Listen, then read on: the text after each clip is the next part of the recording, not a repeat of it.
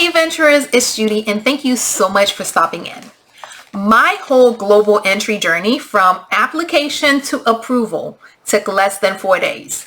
And that's why today I wanted to share a couple things that I learned that may be able to help someone else have just as short or pleasant of a journey through getting global entry. The first thing I did was expanding my search area. When I first looked for an appointment, I looked for Port of Palm Beach, which is my local port. And if I stuck with that, I would have found out that my next appointment was going to be the end of March and I would have been there. But because I expanded my search parameters, I was able to see that there were a couple other places that had these random one appointment and then nothing else anywhere near them, which led me to realize that, hey, there are cancellations happening. So I scheduled my appointment in Miami, but I continued looking, which brings me to my next one. Keep track or keep an eye open for cancellations.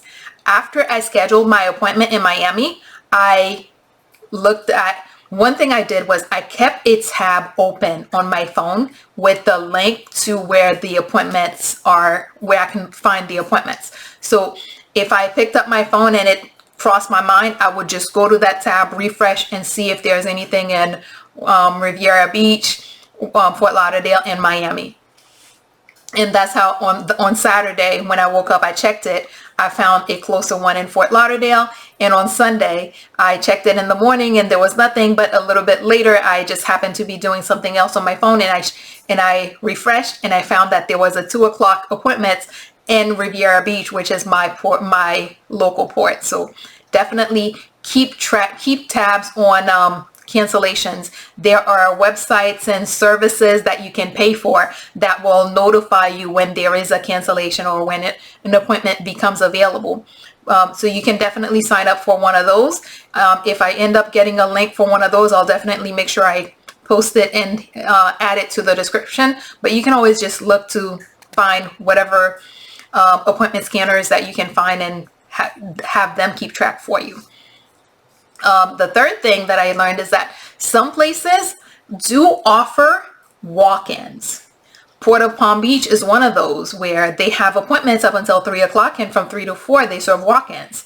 So you can always look at the list of enrollment centers that are near you or that you're willing to drive or get to, and either through their websites or by calling, find out if they do have a walk-in block of time and then just show up on those during those hours.